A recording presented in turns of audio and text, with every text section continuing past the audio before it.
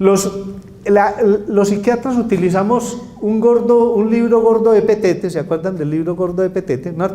Que nosotros lo llamamos el DSM-5, que es un libro ahí donde están descritos todas las enfermedades y ahí las características que tienen que tener, cuánto tiempo tiene que sufrirlo el paciente para uno poderle decir que es un esquizofrénico, y que la evolución, y que si es una crisis, y si es repetitiva, y si es no sé qué. Entonces hay muchas clasificaciones que son más de utilidad, no tanto clínica, no para uno, porque uno hace el diagnóstico de una esquizofrenia paranoide indiferenciada residual y le tiene que dar el tratamiento, ¿sí? Y el tratamiento, yo me pongo a ver, y en el fondo es el mismo independiente de la esquizofrenia que sea. En algunos el pronóstico es más distinto, porque en unos el pronóstico casi que es hacia la no recuperación, y en otros puede que sí haya más recuperación. Pero entonces, digamos que esas clasificaciones son más de interés clínico para la investigación del médico, y no tanto pues como para la gente, porque es que a uno le dicen, su familiar tiene esquizofrenia, a uno de ahí en adelante que le importa mucho qué apellido le ponen a eso, ¿no es cierto? El médico es el que tiene que saberle el apellido para saber de qué familia es y mirar qué hace, pero eso es muy importante, ¿listo? Entonces, la esquizofrenia paranoide es la más común y es básicamente de la que les he hablado. Se caracteriza por esas ideas delirantes, esas alucinaciones, ese lenguaje a veces medio desorganizado, pero en la esquizofrenia paranoide a veces no es tan desorganizado. Cuando uno habla con un esquizofrénico paranoide que está creyendo que lo van a matar, que le van a hacer daño, ¿sí? Él le cuenta a uno las cosas y se las hila muy bien. O sea, lo que le cuenta es coherente, es una historia coherente, que uno no la vea tan lógica, pero a veces la ve lógica. Yo les voy a poner un ejemplo de un esquizofrénico paranoide, y miren y verá cómo una idea inicial que va apareciendo como lógica, después uno se da cuenta que de lógica tiene muy poquito. Llega y va a una inspección de policía, una persona, y dice, venga, es que yo vengo a poner la queja porque mi vecino me está manejando la mente con un computador. Pues, el inspector dice, pues que le manejen a uno la mente con un computador es como muy difícil, sí, pero bueno, puede ser, ¿no es cierto?, que las brujas no existen, pero que las hay, las hay. Entonces, él insiste, ahí pone la denuncia, que es que mire, me están manejando la mente con un computador, y él siente que la mente se la están manejando por un computador, porque la mente de él funciona como Windows, se abren ventanitas, y se cierran ventanitas, y le aparecen las ideas es como en ventanas, ¿sí? ¿Ustedes imaginan uno sentir eso? Pues es una cosa, pero entonces él asegura que es el vecino que lo maneja la mente con un computador. Y entonces el inspector de policía va a donde el vecino y le dice, venga, no le siga manejando la mente con el computador a su vecino. Y el vecino dice, oiga, pero es que yo no tengo computador. Y dejan entrar al inspector, buscan por todos lados y no encuentran el computador, y entran con el paciente. Entonces el paciente entra, mira, ve que no hay computador, sale, se va para la casa y dice, ese vecino mío tiene un computador invisible. Sí, invisible. Mire que le va dando un sentido. Cambió la idea de que le estaban manejando la mente con un computador porque no vio el computador. No, le da un sentido a la idea diciendo, el computador de mi vecino es invisible, y le siguen manejando la mente con el computador, ¿sí? Y entonces, como él le está poniendo problema permanentemente al vecino, el vecino, que es una persona que no le gustan los problemas, ¿sí?, simplemente se transporta y se va del barrio, se va al barrio. Entonces, pues si el vecino era el que le manejaba la mente con el computador, porque estaban ahí de vecinos, etcétera, etcétera, lo más normal es que si se fue del barrio, pues ya no le maneje más la mente con el computador, ¿no es cierto?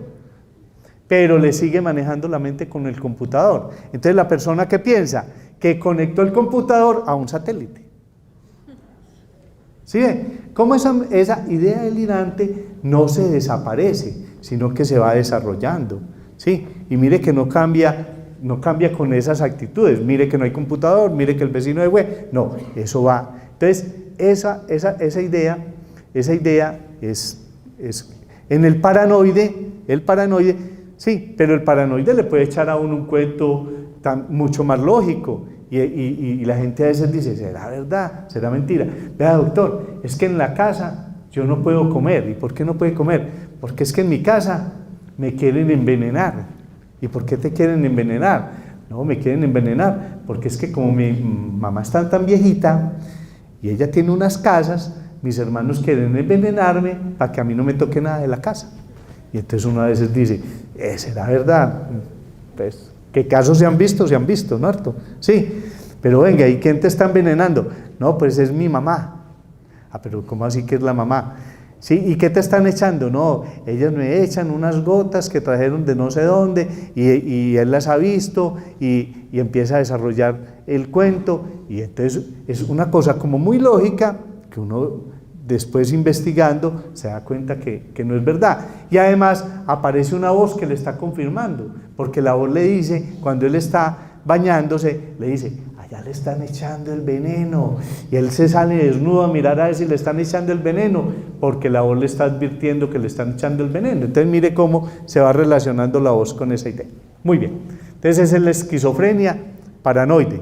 Después viene la esquizofrenia, devuélvanlo un poquito por favor, viene la esquizofrenia desorganizada. Los esquizofrénicos desorganizados antes se llamaba una esquizofrenia befrénica. Estos esquizofrénicos no alucinan, estos esquizofrénicos no tienen ideas delirantes, pero su vida, su comportamiento y su lenguaje es completamente desorganizado. Uno no lo entiende, uno no entiende lo que están diciendo, no ve su comportamiento, duermen en el día, se levantan en la noche, revuelcan cosas, son acumuladores, son unas personas completamente desorganizadas en la vida, se comportan como con cierto retardo mental, pero no tienen retardo mental. Después viene lo que llama la esquizofrenia catatónica, que son personas que adoptan unas actitudes, vuelvo y les digo, como estatuas de cera, o que tienen una gran hiperactividad motora que no tiene ningún sentido.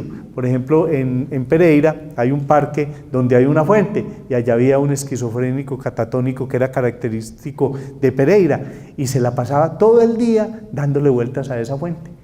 Desde por la mañana era como con un motor, dele y dele y dele, y dele vueltas a la fuente, y a veces ni paraba a tomar ni agua, ni siquiera a comer. Y lo llevaban al hospital mental, mejoraba, y la familia dejaba de darle la medicación, y todo Pereira sabía que se había vuelto a enfermar, porque aparecía dándole vueltas a esa fuente. Entonces, ese tipo de esquizofrenias catatónicas no son muy comunes, pero también se da. Sigamos. Bueno. Hay también lo que se llama la esquizofrenia residual, y es que las personas ya no tienen todos los síntomas ni positivos ni están desorganizados, sino que esos síntomas negativos de los que yo le hablaba empiezan a ser los que predominan, y son personas que al final terminan aisladas, alejadas del mundo sin producir nada. Es una cosa muy importante, porque es que la gente dice, a ver doctor, la gente por lo general le dice a uno, doctor, es que ustedes le dan los medicamentos al paciente, el paciente mejora esos síntomas, pero entonces se queda como, a veces no se recupera del todo, entonces qué pereza darle esos medicamentos, cuando nosotros vemos que ya está mejorando, le vamos quitando como los medicamentos, entonces cada que le quitan los medicamentos vuelven las crisis, cada que vuelven las crisis se deteriora más, y cada que uno tiene una crisis de psicosis, se va deteriorando más. Entonces, cada que se deteriora más, entonces esa manera de ser normal que tenía, esa personalidad previa que tenía, se va deteriorando hasta que al final termina con un predominio completo de síntomas psicóticos, que es lo que se llama una esquizofrenia residual. Entonces, ¿por qué es tan importante el tratamiento?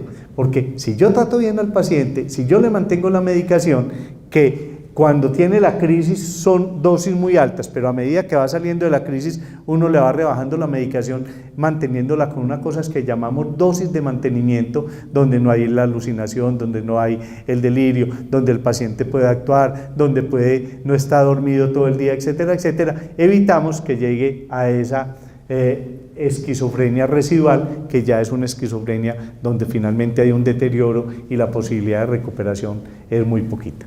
Sigamos.